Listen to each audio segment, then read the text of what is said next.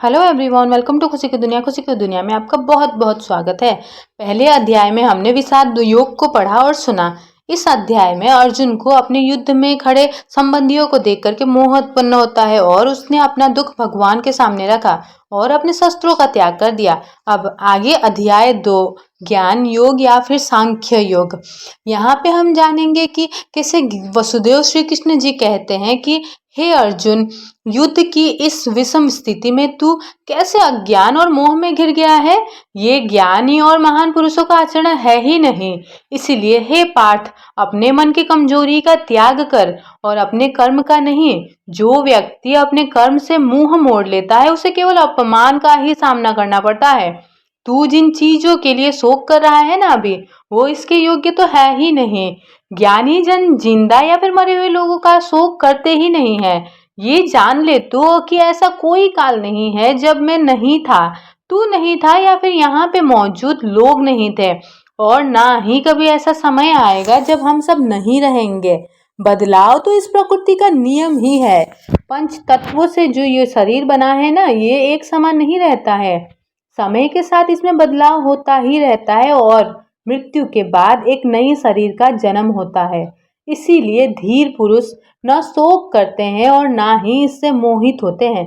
अर्थात इस श्लोक में अर्जुन के माध्यम से इंसान के मन की स्थिति को दिखाया जाता है कि जब उसका सामना किसी चुनौतियों या फिर मुश्किल परिस्थिति से होता है तो वो किस तरीके से घबरा जाता है और किस तरीके से मोह में आ जाता है और अपना कर्म करने के बजाय उससे भागने की कोशिश करता है। जब तक इंसान सच से अनजान रहेगा तब तक उसके मन में तरह तरह के डर और संशय जन्म लेते रहेंगे, और इस सच को जान के उसको स्वीकार करने के बाद ना ही उसके मन में किसी तरीके का भय रहेगा और ना ही वो किसी के मोह में अटका रहेगा। यहाँ ज्ञानी का मतलब है समझदार होना, इस शरीर आत्मा और परमात्मा के तत्व को समझना। ज्ञानी मतलब समझदार। यहाँ श्री कृष्ण अर्जुन से सवाल कर रहे हैं कि तू किसका शोक कर रहा है, उसका जिसका एक दिन मिट जाना बिल्कुल तय है, या फिर जिसका नाश कभी हो ही नहीं सकता, यानी शरीर जिसका नाश हो जाना है, और आत्मा यानी जिसका कभी भी नाश नहीं हो सकता।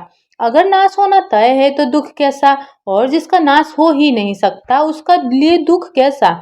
इस सृष्टि में कोई भी चीज शोक करने लायक तो है ही नहीं, क्योंकि हर चीज का अस्तित्व बस कुछ समय के लिए ही है। यहाँ मनुष्य को ये बताया जा गया है कि असल में हम शरीर, विचार, इच्छाएं ये सब नहीं है। यहाँ उस पराभौतिक तत्व का जिक्र किया गया है जिसका कभी नाश ही नहीं हो सकता, अर्थात आत्मा। आत्मा ही है जो मैं हूँ और मैं ही हूँ जो आत्मा है। अर्थात हम तो वो है जिसमें 5 तत्वों से बने इस शरीर को धारण कर रखे हैं, उसे ही आत्मा कहते हैं। ये आत्मा पूरी सृष्टि में समाई हुई है, या कि कहा जा सकता है कि उसने अपने अंदर पूरे ब्रह्मांड को समेट रखा है। कहने का भाव यह है कि आत्मा में ब्रह्मांड नहीं बल्कि ब्रह्मांड, इस पूरे संसार का ज्ञान समाया हुआ रहता है, क्योंकि आत्मा में ही मन, बुद्धि और संस्कार रहता है। और ये शरीर इतनी विशाल 5 तत्वों से बनी प्रकृति का ही तो प्रतीक है। इंसान का स्वभाव होता है कि जो चीज या फिर जो लोग उससे जुड़ जाते हैं उसे उनसे लगाव हो जाता है और वो उसे पकड़ के रखते हैं। इस लगाव की हाईएस्ट डिग्री को ही मोह कहा गया है। जब उसे लगता है कि जब उससे उसका अपना कोई छूट जाता है तब वो परेशान हो जाता है, जो दुखी हो जाता है, और यही हर समस्या का कारण बन जाता है। जब इंसान का मन और बुद्धि लगाव में कहीं अटक जाता है, सीमित हो जाता है, तो उसे मोह कहा जाता है। इंसान को दुख तब होता है जब वो अपनी इंद्रियों द्वारा नजर आने वाली चीजों के लिए मिट जाने का सोचने लग जाता है। इंसान को बाहरी चीजों का आभास उसकी इंद्रियां जैसे आंख, नाक, जीभ, कान और त्वचा के माध्यम से होता है। जब ये इंद्रियां बाहरी चीजों के संपर्क में आती है तो अलग अलग भावनाओं को जन्म देती है, जैसे सुख, दुख, सर्दी, गर्मी, जो पल पल बदलते ही रहते हैं। इसीलिए इंसान को हर भावना को धीरज के साथ सहन करना चाहिए। इस तरह उसके मन की स्थिति में एक संतुलन का विकास होता है। ये भावनाएं सिर्फ हमारे मन की प्रतिक्रिया ही है, यानी कि रेस्पॉन्सेस ही है। इनके गुलाम बनने के बजाय इन्हें ऑब्जर्व करना सीखिए। रिएक्ट करना नहीं, बल्कि इसके बारे में सोचना सीखे, रिफ्लेक्ट करना सीखे। जितना ज्यादा इंसान खुद को बॉडी कॉन्शियस वाले मैं और मेरा शब्द वाले से जोड़ेगा, उतना ही जीवन में समस्याओं और भ्रमों यानी कि कंफ्यूजन्स का सामना करेगा। जबकि सत्य तो यह है, सत्य का ज्ञान यह है कि मैं आत्मा हूँ। मेरा शरीर समझ करके जिस पल वह अपने सोचने का दायरा और नजरिए को बढ़ाता है और हकीकत को समझ करके खुद को पहचानता है कि मैं एक आत्मा हूँ, तो उसके भ्रम गायब होने लग जाते हैं। इंसान का शरीर अग्नि, जल, आकाश, वायु और पृथ्वी, इन 5 तत्वों से मिलकर के बना है। जब ये पांचों तत्व मिल करके एक साथ आ जाते हैं तब एक नए शरीर का निर्माण होता है। समय के साथ शरीर में बदलाव होता है। पहले बचपन, फिर जवानी आती है और बुढ़ापे के साथ ये शरीर ढलने लग जाता है। जब शरीर काफी कमजोर हो जाता है या फिर रहने लायक नहीं रहता है, तब मृत्यु की स्थिति आती है।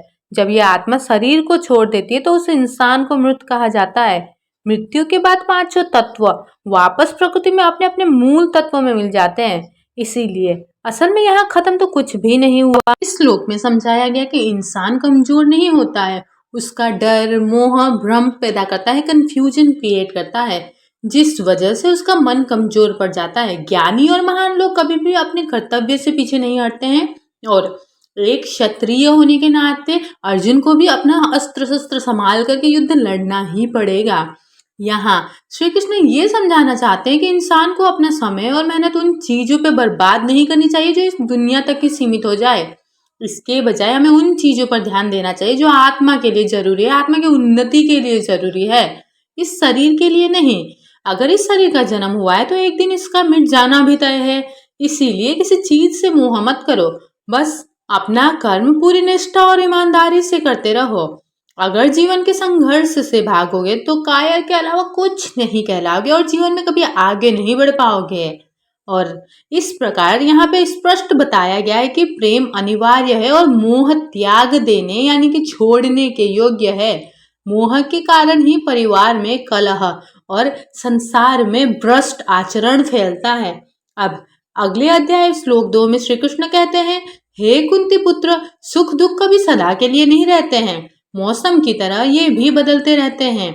इसीलिए इससे बेचैन मत हो, क्योंकि जो सुख दुख को समान समझता है वो किसी भी परिस्थिति में व्याकुल नहीं होता है, उसके मन में हलचल भी नहीं होती है और असल में वही मुक्ति पाने के योग्य होता है। यही बात भावनाओं पर भी लागू होती है। सत्य और असत्य के फर्क को समझना ही हमें सही फैसले लेने में मदद करता है। सत्य का कभी नाश नहीं हो सकता और असत्य कभी हमेशा के लिए टिका नहीं रह सकता। ये शरीर असत्य है, इसका विनाश होना तो बिल्कुल तय है। तू इसकी चिंता कर जो अनंत और शाश्वत है। सत्य है जिसे आत्मा कहते हैं, जो इस शरीर के अंतर वास करती है। इसीलिए तू निर्भय होकर के बस अपना कर्म कर। अर्थात यहाँ ये समझाया गया है कि जीवन में सुख दुख का आना जाना तो लगातार बनता रहता है। कभी सुख आता है, कभी दुख आता है। ये एक अंतहीन सिलसिला है और अगर इंसान इसी में फंसा रहेगा तो उसका जीवन यूं ही निकल जाएगा। असल में परिस्थिति सुख और दुख पैदा नहीं करती, बल्कि हम उसे किस नजरिए से देखते हैं वो सुख या दुख का कारण बनता है। सुख दुख हमारे इंद्रियों के कारण पैदा होता है। जो चीज हमें अच्छी लगती है, हमारे अनुसार होती है, हम उसे सुख का नाम दे देते हैं और जो चीज हमें पसंद ना आए, हमें जिसके लिए संघर्ष करना पड़ता है, हम उसे दुख का नाम दे देते हैं।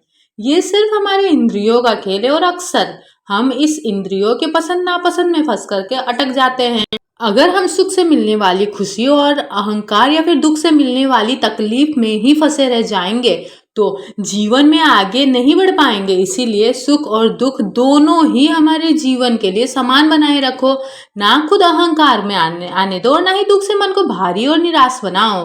परिवर्तन तो प्रकृति का नियम है, इसे स्वीकार करो, क्योंकि हम खुद को अपनी इच्छाओं, डर और विकारों से तभी मुक्त कर सकते हैं जब हम सुख और दुख दोनों में समान स्थिति में रहे। जिस मनुष्य को कोई परिस्थितियां विचलित नहीं कर सकती है, वही जीवन के सफर में सही फैसले, सही निर्णय ले सकता है। सुख और दुख को समान समझने के बाद ही हमें ठहराव आता है, हमारा मन शांत होता है और एक शांत मन ही इंसान को सही रास्ता दिखा सकता है। यहाँ सत्य और असत के बीच का फर्क भी समझाया गया है। जिस चीज में भी बदलाव आ जाए उसे असत कहा गया है, यानी कि प्रकृति से बनी हर चीज जिसे हम देख सकते हैं, छू सकते हैं या फिर जिसका कोई आकार है, वो सब एक न एक दिन मिट जाएंगे। हमारा नाम, हमारा रूप, हमारा धर्म, हमारा पद, हमारा पोजीशन, हमारे घर का एड्रेस, हमारी स्टेट, हमारा नेशनलिटी, यहाँ तक कि हमारा जेंडर भी बदला जा सकता है। तो इन सब में किसी भी चीज को सत्य नहीं बोला जा सकता। सत्य वही है जिसमें बदलाव नहीं हो सकता, यानी हम आत्मा, यही सत्य ज्ञान है।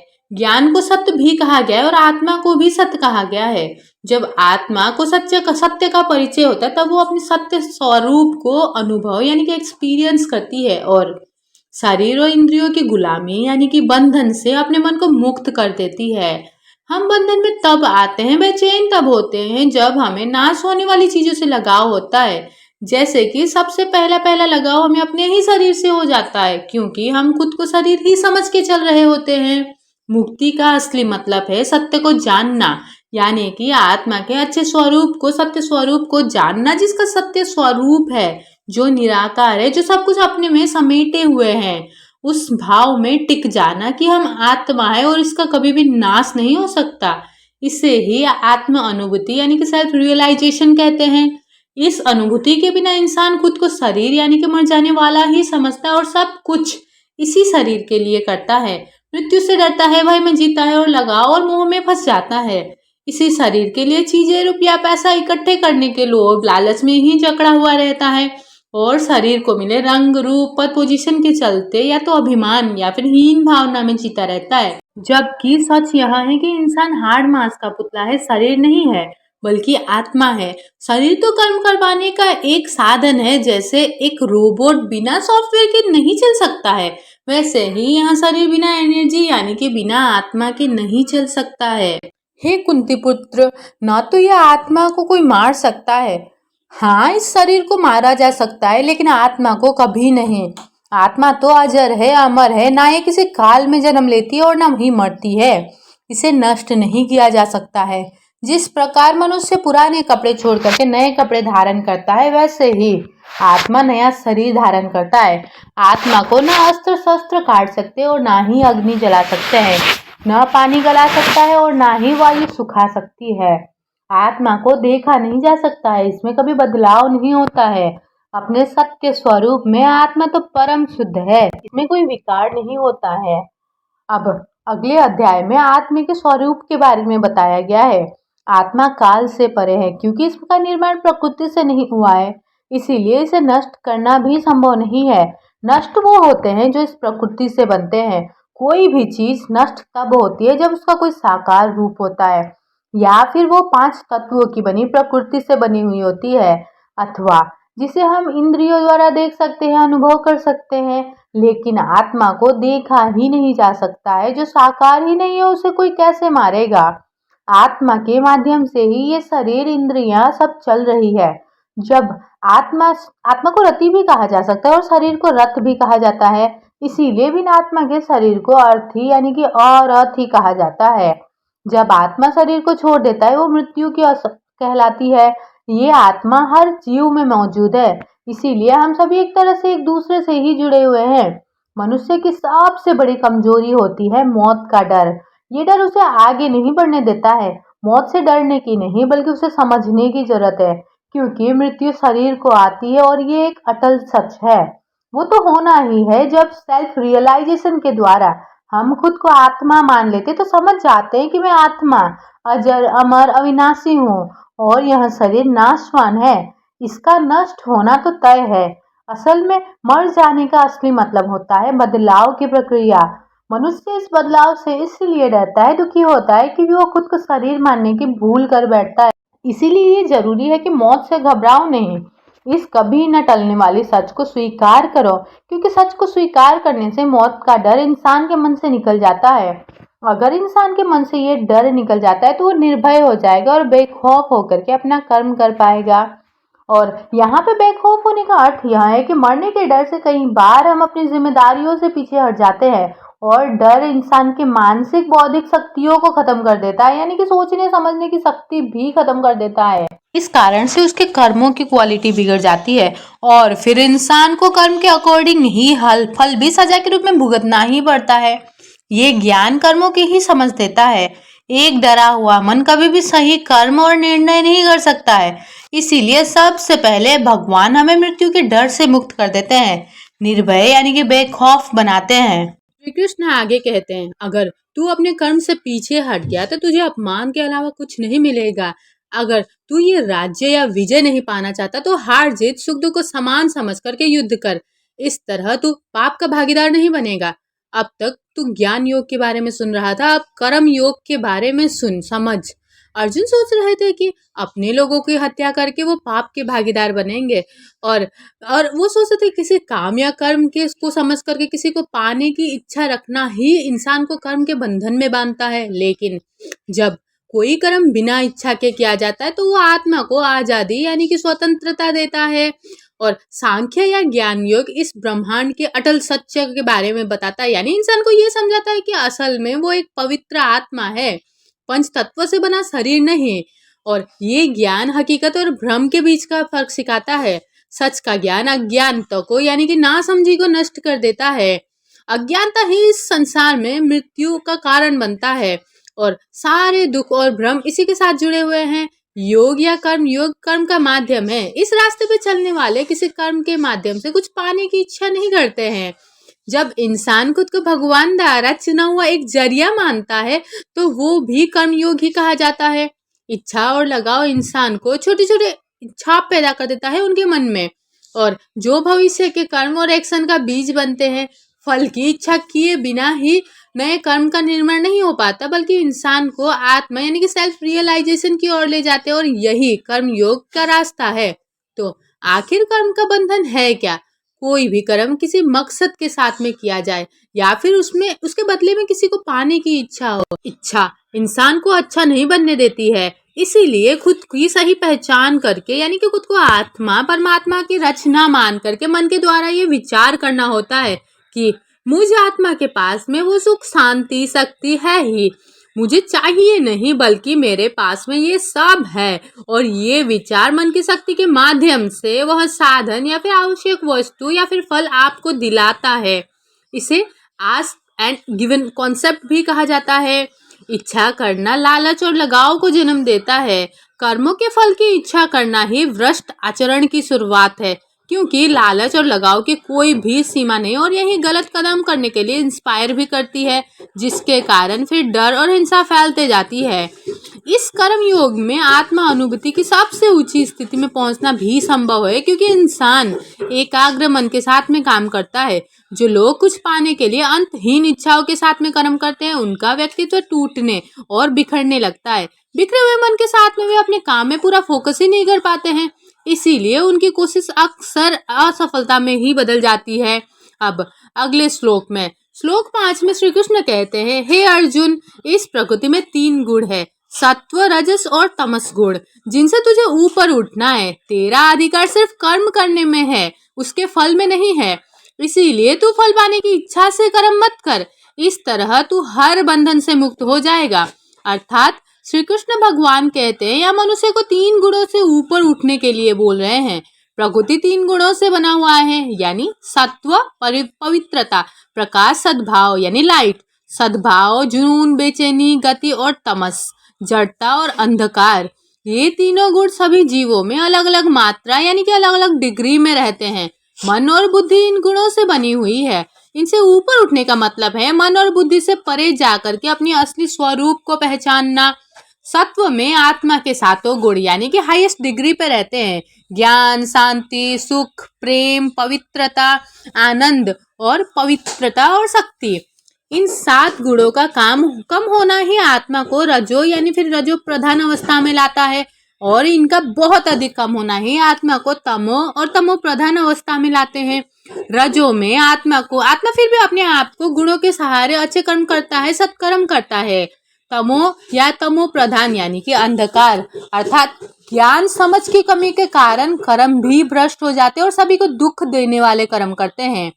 श्री कृष्ण आगे समझाते हैं कि इंसान को भविष्य के बारे में काल्पनिक डर और चिंता में अपना आज बर्बाद नहीं करना चाहिए, बल्कि आज पूरी मेहनत और लगन से कर्म करके अपने जीवन के हर पल को फलदायी और सार्थक बनाना चाहिए। पहला, इंसान का सिर्फ अपने कर्म पर अधिकार है। दूसरा, कर्म के फल पर भी उसका कोई नियंत्रण, कोई कंट्रोल ही नहीं है। तीसरा, इंसान को कोई भी कर्म कुछ पाने की इच्छा से नहीं करना चाहिए, क्योंकि ये उसे कर्म के बंधन में बांध देता है और नए कर्म को जन्म देता है। ये कर्म बंधन दुख देते हैं, क्योंकि ये स्वतंत्रता से किए हुए कर्म नहीं होते हैं। जब इंसान किसी कर्म को कर्ता के भाव से न करते हुए खुद को एक माध्यम समझ करके कर्म करता है और उसके बदले में कुछ पाने की इच्छा नहीं रखता है, तो उस कर्म को श्रेष्ठ कर्म कहा जाता है, क्योंकि वो उसको हर तरह के बंधन से मुक्त कर देता है। बिना किसी इच्छा से करने वाले कर्म को इंसान को शांति मिलती है और उसकी वासना भी कम होने लग जाती है। उम्मीदों के बंधन से मुक्त होकर के उसके लिए मोक्ष और दरवाजे खुल जाते हैं। इस तरह कर्म करने से मनुष्य जन्म जन्मांतर तक के कर्म और करण से मुक्त हो जाते हैं। और योग का मतलब होता है मन की वो खास स्थिति जहाँ पे जीवन के सभी उतार चढ़ाव में मन स्थिर बना रहता है। ऐसे कर्म करने के दौरान वो खुद को ही भूल जाता है और सफलता या फिर विफलता की चिंता या परवाह नहीं करता है। इसी संतुलन को योग कहा जाता है। ऐसी अवस्था में दुनिया में रहते हुए भी वो खुद को दुनिया की मायाजाल से अलग रख पाता है और पुण्य और पाप से अछूता रहता है। पुण्य और पाप इंसान को तब लगता है जब वह खुद को शरीर समझता है और कर्म इंद्रियों के अधीन होकर के कर्म करता है। अगर वो खुद को इस पहचान से ही अलग कर दे तो उसको पुण्य और पाप का उस पर कोई प्रभाव नहीं पड़ता। इस तरह जो कर्म हमको पहले बंधन में बांध देते हैं वही अब मुक्ति का साधन बन जाता है। कहने का यह मतलब है कि एक बार खुद को आत्मा समझने के बाद आत्मा से पाप कर्म होना बंद हो जाते हैं, क्योंकि मैं भी आत्मा तू भी आत्मा, यानी कि एक ही परमात्मा की रचना। तब एक आत्मा दूसरी आत्मा को दुख कैसे दे सकती है? इसीलिए वो इच्छाएं ना रख करके अच्छे कर्म करने लग जाती है और इस तरह पुण्य का नाम कमाने लग जाती है। आत्मा को ही पुण्य आत्मा या पाप आत्मा कहा जाता है, कभी भी पाप शरीर या पुण्य शरीर नहीं कहा जाता है। आत्मा जब खुद को एक निमित्त मान करके कर्म करती है तब ही वह कर्म बंधन से मुक्त हो जाती है। मैं कर रहा हूँ इस भाव से किया गया कर्म आत्मा को कर्म बंधन में बांधता ही है। साथ ही आत्मा का अपनी कर्म इंद्रियों पर नियंत्रण हो जाता है। आंखें वही देखती है जो आत्मा उन्हें दिखाना चाहती है, कान वही सुनती है जो आत्मा उनको सुनना चाहती है, हमारा मुख भी वही बोलता है जो आत्मा उसे बुलाना चाहती है, बुलवाना चाहती है, और हाथ पैर भी वही कर्म करते हैं जो आत्मा उनसे करवाना चाहती है। इस ज्ञान के ना होने से ही कर्म इंद्रियां बेलगाम हो जाती है और उस स्थिति में कर्म इंद्रियां वो सब देखती है, वो सब करती है, वो सब सुनती है जो नहीं देखना सुनना और बोलना चाहिए।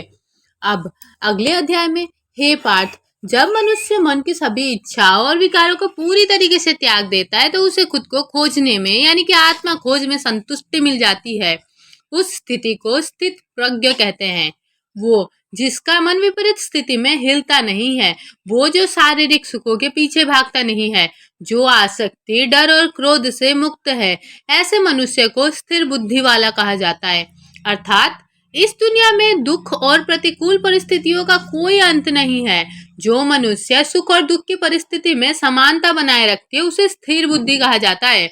जो इंसान दुख में या फिर खुशी में अविचलित रहता है, अनासक्त, निडर और बिना क्रोध के बना रहता है, उसे ही स्थिर बुद्धि कहा जाता है। स्थित प्रज्ञ दो शब्द स्थित और प्रज्ञ से जुड़ करके बना हुआ रहता है। प्रज्ञा का मतलब है समझदार, बुद्धिमान, सच को जानने वाला। स्थित का मतलब है जो दृढ़ता से खड़ा होता है। इन दोनों शब्दों को मिलाकर के अर्थ बनता है वह व्यक्ति जो अपने वचन और समझौता के बीच दृढ़ता से खड़ा रहता है या फिर वफादार रहता है, या फिर वो आदमी जो निर्णय में दृढ़ हो, जो किसी भी कर्म से मुक्त हो। एक ऐसा व्यक्ति जो दृढ़ निश्चयी हो या स्थिर हो। हमारी इंद्रियों पर बाहरी दुनिया का चीजों का असर होता है जो हमारे मन तक जाता है। मन का स्वभाव होता है ऐसे सांसारिक चीजों के पीछे भागना। अपने मन को इन इंद्रियों के जाल से बचाना और खुद पर फोकस करना ही हमें जीवन को बेचैन करने वाली परिस्थितियों से भी आजाद करता है।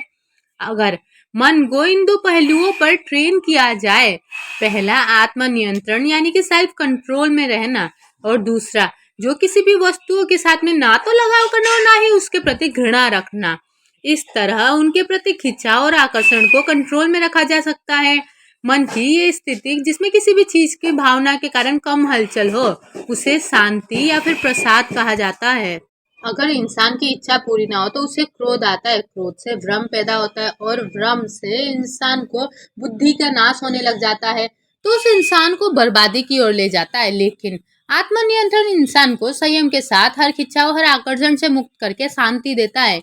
जो मन लगातार संसार की चीजों के बारे में सोचता है और उसी की खोज में आगे बढ़ता है, उसकी सही और गलत को समझने की शक्ति नष्ट हो जाती है और जिस तरह महासागर है उसमें मिलने वाली छोटी छोटी धाराओं से प्रभावित नहीं होता है, उसी तरीके से अपने असली स्वरूप को पहचानने वाला इंसान किसी परिस्थिति या संसार द्वारा खिंचाव को जो होती है उससे परेशान नहीं होता। जो बाहर की खुशी को ढूंढता है उसे कभी शांति नहीं मिल सकती है। महाभारत में पांडवों की जीत आत्मशुद्धि को दिखाती है। इसी तरह हर रोज कामकाजी जीवन में अगर कोई सही कदम या फिर एक्शन लेना स्टार्ट करता है तो उसकी कोशिशों से अंत में उसको आत्मा और जीवन का अंतिम मकसद का एहसास हो जाता है। अब अगले अध्याय 2 का सार। यहाँ पे भगवान ने हमको अर्जुन के माध्यम से आत्मा और शरीर के बीच का माध्यम सिखाया है। हम शरीर या फिर इच्छाएं नहीं बल्कि आत्मा है, वो आत्मा जो अजन्मा और अविनाशी है। आत्मा पूरे ब्रह्मांड में समाई हुई है और जीव के अंदर वास करती है। इसीलिए हम सभी एक दूसरे के साथ में जुड़े हुए हैं, क्योंकि आत्मा को एनर्जी भी कहा जाता है और हर एनर्जी सुप्रीम एनर्जी की तो क्रिएशन है। हमने ये भी समझा कि कर्म करते समय हमको उसके रिजल्ट के बारे में सोच के ज्यादा परेशान नहीं होना चाहिए, बल्कि हमको सफलता और असफलता का चिंता किए बिना अपनी क्षमता का बेस्ट इस्तेमाल करना चाहिए। और इसके साथ साथ हमें अपनी असफलताओं से भी सीखना चाहिए और अपनी असफलताओं से निराश या फिर हारे बिना लगातार आगे बढ़ते रहना चाहिए। एक सक्सेसफुल इंसान बनने के लिए हमें अपनी इच्छाओं को कंट्रोल करके या फिर सीमित करने की भी जरूरत है। आप जो कुछ भी कर रहे हैं उसमें अपना पूरा दिमाग लगाए, आपका पूरा फोकस अपने गोल पे होना चाहिए। आप जो भी काम करते हैं उसे पूरे कंसंट्रेशन या फिर मनोयोग से करें। ये गीता के कर्म योग का मुख्य विषय और आपके द्वारा किए गए काम को पाने का एक रहस्य भी है सफलता के लिए। और एक सफल जीवन व्यक्ति का रहस्य होता है हमेशा एक्टिव बने रहना और अपने निजी मतलब या फिर परिणाम के बारे में सोचे बिना अपना बेस्ट परफॉर्मेंस देना। रिजल्ट की चिंता किए बिना ईमानदारी से कर्म करना चाहिए। एक्शंस के रिजल्ट तब अच्छे होते हैं जब हम एक्शन में पूरा ध्यान और एनर्जी डालते हैं और रिजल्ट के बारे में खुद को परेशान या बेचैन नहीं करने देते हैं, क्योंकि रिजल्ट तो आपके द्वारा लिए बनाए गए एक्शन पे डिपेंड करता है, एनर्जी पे डिपेंड करता है। इसका मतलब ये नहीं कि हमको रिजल्ट का परवाह नहीं करना चाहिए, लेकिन हमें हर समय सिर्फ पॉजिटिव रिजल्ट की भी उम्मीद नहीं करनी चाहिए, बल्कि सक्सेस और फेलियर दोनों को एक्सेप्ट करना आना चाहिए और हार माने बिना अपनी गलतियों से दोबारा सीख करके कोशिश करनी चाहिए। अगर आप लगातार अपने पढ़ाई के रिजल्ट के बारे में ही चिंता करते रहेंगे तो आप फेलियर के डर से अपना मन और फोकस नहीं लगा पाएंगे। हमने ये भी जाना कि हमारे एक्शन पर हमारा पूरा कंट्रोल होता है, लेकिन उसके रिजल्ट्स पे हमारा कोई कंट्रोल नहीं होता है। खुद में सेल्फ कंट्रोल का गुण जगाना भी बहुत जरूरी है, क्योंकि जब हमारी इच्छा पूरी नहीं होती तब हमको गुस्सा आता है और गुस्सा सही कदम या फैसला लेने में सबसे बड़ी बाधा बनती है। इसीलिए गुस्से को कंट्रोल करने का सबसे अच्छा तरीका है हमारी इच्छाओं को कंट्रोल करना। गुस्सा तभी आता है जब हमारे मन की नहीं होती है। तो इस बात को समझे कि हमें बहुत सी चीजें नहीं चाहिए, क्योंकि ये इच्छाएं मन में शुरू होती है और इसका कोई अंत नहीं होता है। इसीलिए हमें अपने मन पे कंट्रोल करना सीखना होगा। एक स्टूडेंट के रूप में अपने लिए हाई गोल सेट करे, अपना बेस्ट दे और अपनी पढ़ाई पर फोकस करे। अगर आप बिजनेस करते हैं तो पूरी ईमानदारी के साथ में काम करें। अगर आप जॉब करते हैं तो कुछ पाने की इच्छा करने से पहले ये भावना रखें कि आप उस कंपनी के लिए क्या क्या कर सकते हो। साथ ही इच्छा रखने के बजाय अपने आप को विजयी मान करके चले। ये निश्चय करके चले कि विश्वास रखे कि आप विजय है, आप success is certain for me for anybody. अपने परिवार के प्रति अपनी हर जिम्मेदारी को बखूबी निभाए, लेकिन उनके प्रेम में धृतराष्ट्र की तरह अंधे ना बने कि आप सही और गलत के बीच का अंतर भूल करके गलत कदम उठा ले। तो इसी मोड़ पर ये अध्याय 2 यहीं पे खत्म होता है। Thank you for listening this audio. Thank you so much.